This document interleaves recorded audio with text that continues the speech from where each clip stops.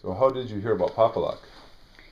My brother and I went down to Holiday to look at the Yellow Pages, and we flipped through the different names, and we called several places, but we just got a answering service, and then all of a sudden we got someone that actually was a real person, and he said he'd be out there in half an hour.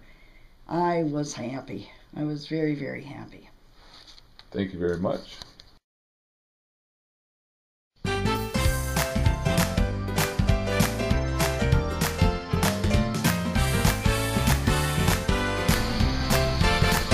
What are you doing here today, Travis? I'm going to do some rekeying on this lovely lady's home. So she can get some new keys made for her house. Fantastic. Thanks, Travis.